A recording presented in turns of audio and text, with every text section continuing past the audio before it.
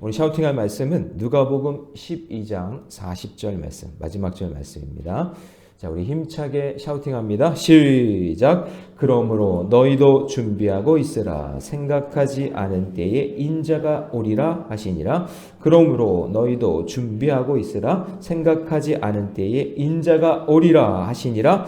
그러므로 너희도 준비하고 있으라. 생각하지 않는 때에 인자가 오리라 하시니라. 누가복음 12장 40절 말씀. 아멘. 할렐루야. 네, 오늘 함께 읽은 귀한 말씀을 가지고 준비하고 있으라. 다 같이 해볼까요? 시작. 준비하고 있으라 라는 제목으로 하나님 말씀 함께 나누겠습니다. 자, 누가복음 12장은 이제 예수님을 따르는 제자들과 무리들에게 예수님께서 친히 가르쳐 주시는 그런 내용을 담고 있습니다. 그 예수님의 가르침의 눈높이는 무리나 군중들이 이해하기 쉽게 잘 설명하셨어요. 어렵지 않게. 그러나 그 말씀을 듣고 깨닫고 순종하는 사람은 그렇게 많지 않죠.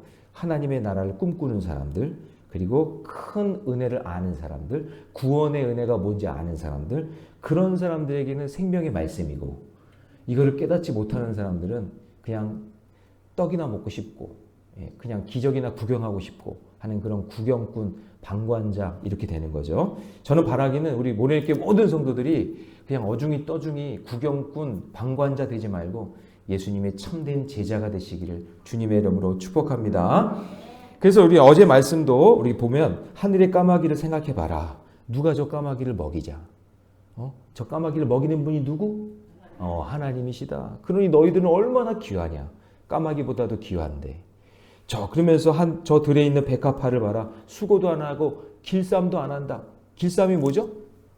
옷 짜는 거잖아요. 그죠? 옷 만드는 그 길쌈도 안 한다. 그런데 저렇게 아름다운 옷을 입고 있는데 솔로몬이 입은 옷보다도 훨씬 더 아름답지 않냐?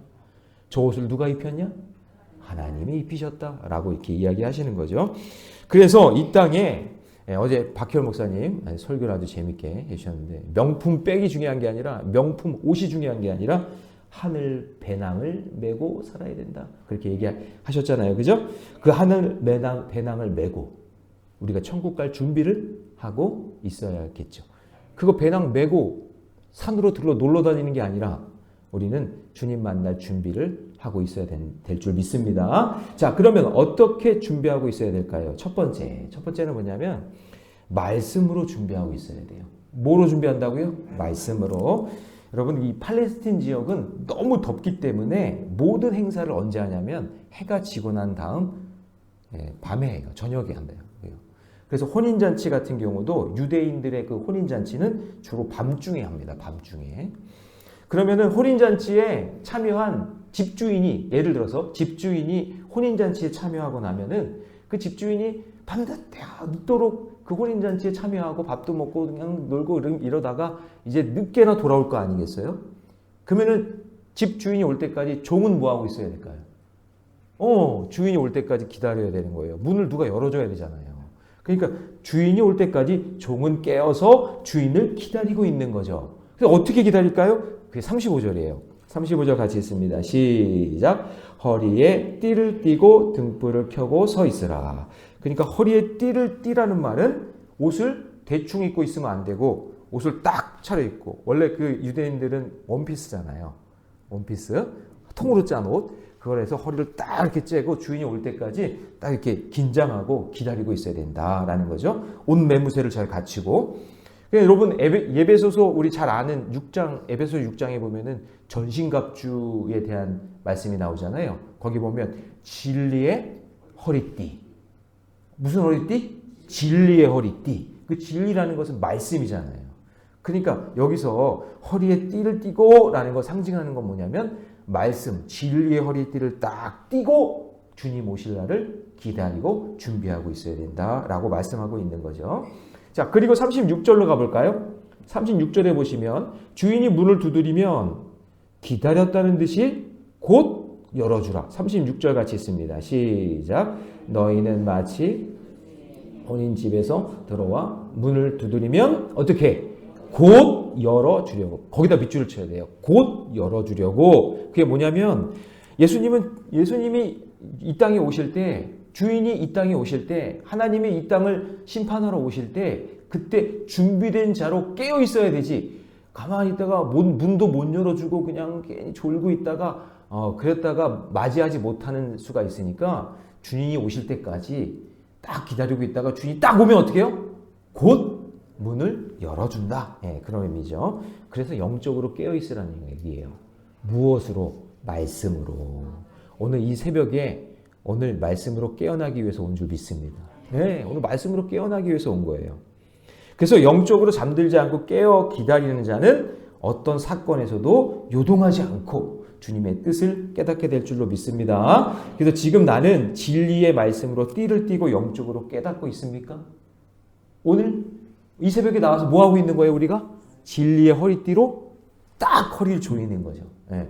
오늘 어떤 일이 일어날지 모르지만, 어떤 사건이 일어날지 모르지만 진리의 허리띠의 말씀으로 딱 조이고 준비하고 있는 거죠. 그래서 성도는 진리의 허리띠를 띠고 말씀의 등불을 들고 서서 주님 오실 날을 준비하고 기다리는 자가 되시기를 주님의 이름으로 축원합니다.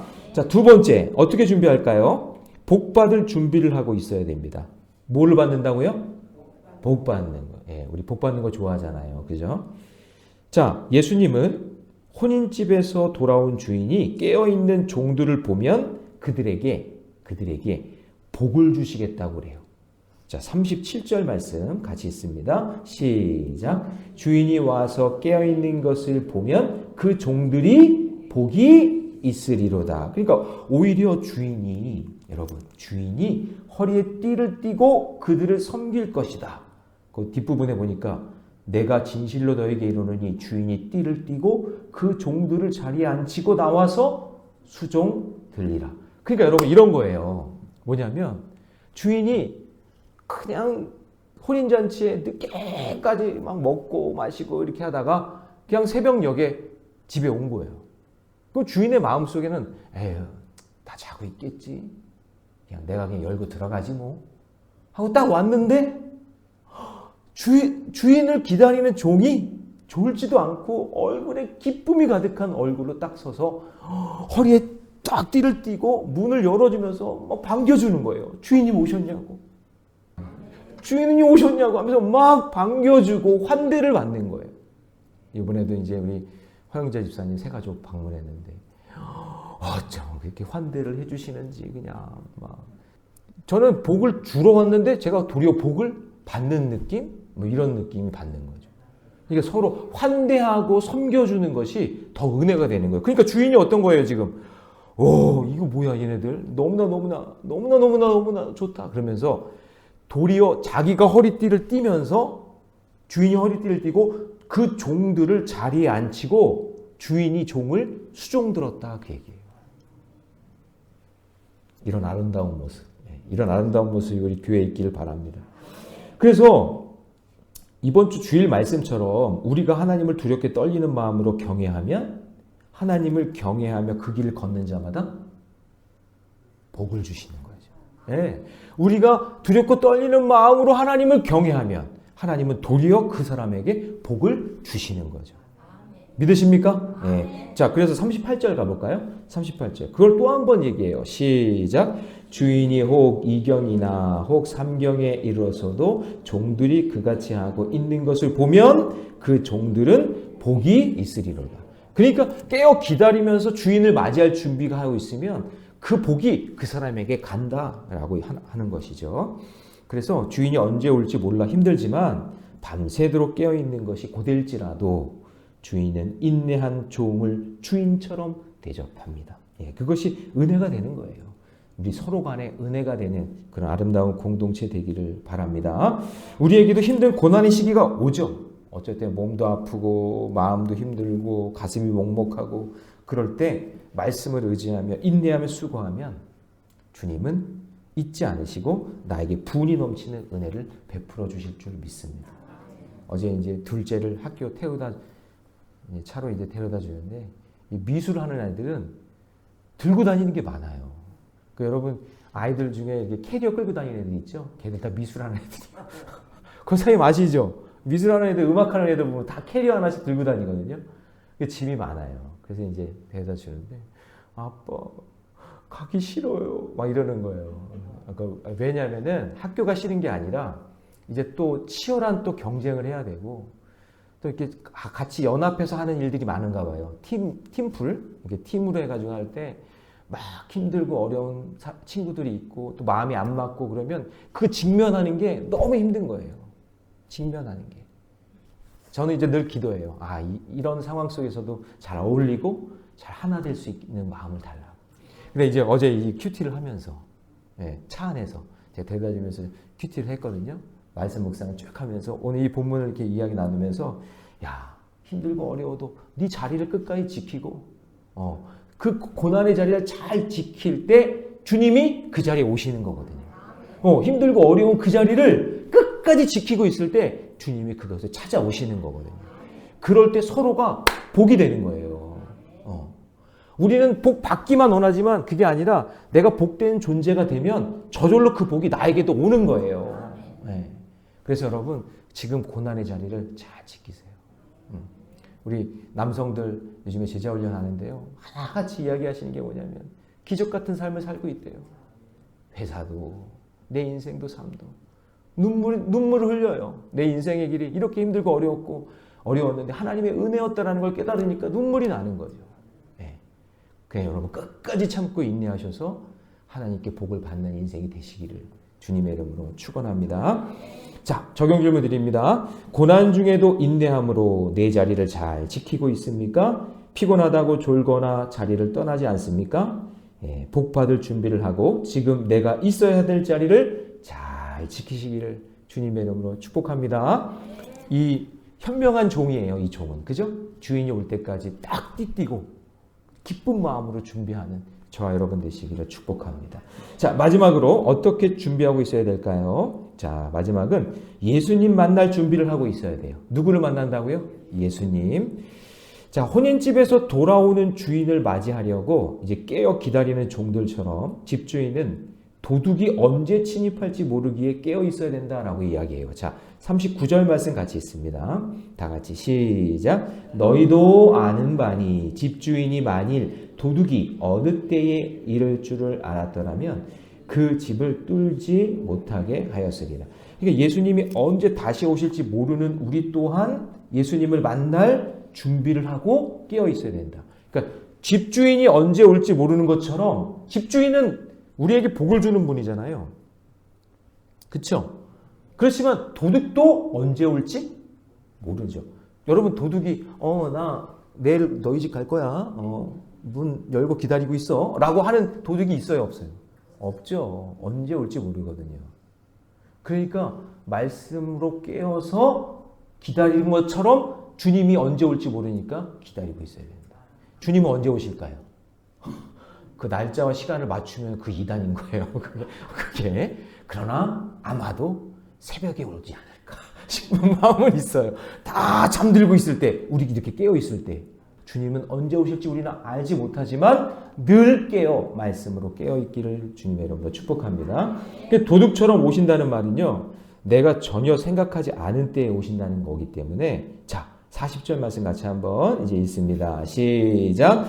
그러므로 너희도 준비하고 있으라.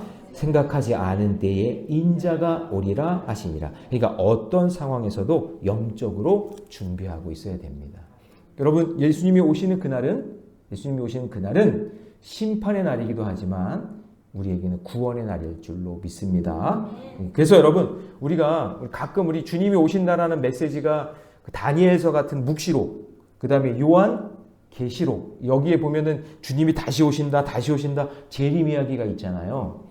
근데 여러분, 이 재림 이야기를 하는 이유가 있어요. 그게 뭐냐면 수많은 핍박과 고통 속에서 살았던 크리스찬들이 있었잖아요. 우리 믿음의 선배들.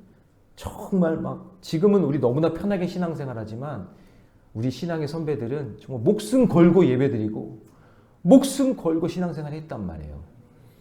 그런데 그들에게 너희들이 그렇게 힘들고 어려운 그 순간 속에 있어도 나는 여전히 너희의 하나님이고 나는 너희들의 상황을 다 알고 있고 그거 다 보고 있으니 선포되는 말씀 속에서 날마다 나를 만나라. 나를 날마다 만나는 것, 그게 재림이다 라고 얘기하는 거예요. 그래서 그 말씀을 우리에게 주시는 거예요. 그냥 만나서 끝나는 것도 아니라 너를 향한 계획이 있고 뜻이 있으니 더 이상 두려워하지 말고 매일 말씀 묵상과 기도로 날 만날 준비를 하고 살아라 라는 메시지가 묵시록과 계시록의 말씀인 거예요. 그래야 갑자기 찾아온 사건에서도 주님의 뜻을 받아들일 수 있기 때문입니다. 자, 적용 질문 드립니다. 내가 생각하지 않은 때에 주님이 찾아오신 사건은 무엇입니까? 그 사건이 여러분, 주님, 제가 알지 못하는 그 상황 속에서 당황스럽게 주님을 만나는 게 아니라 주님, 제가 말씀으로 기도로 준비하고 있었습니다. 주님 어서 오시옵소서 라고 하는 그런 간절한 마음으로 날마다 말씀과 기도로 살아가는 저와 여러분 되시기를 주님의 이름으로 축원합니다. 기도하겠습니다. 사랑의 하나님, 주님의 은혜 감사합니다. 주님이 언제 다시 오실지 모르니 날마다 말씀의 띠를 띠고 말씀의 등불을 켜고 말씀이 들리는 공동체 안에 살기를 원합니다.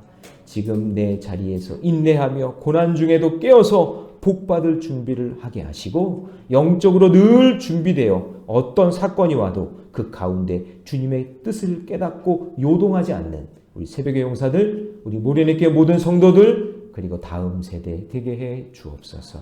이 모든 말씀 우리 주 예수님의 이름으로 기도하옵나이다. 아멘.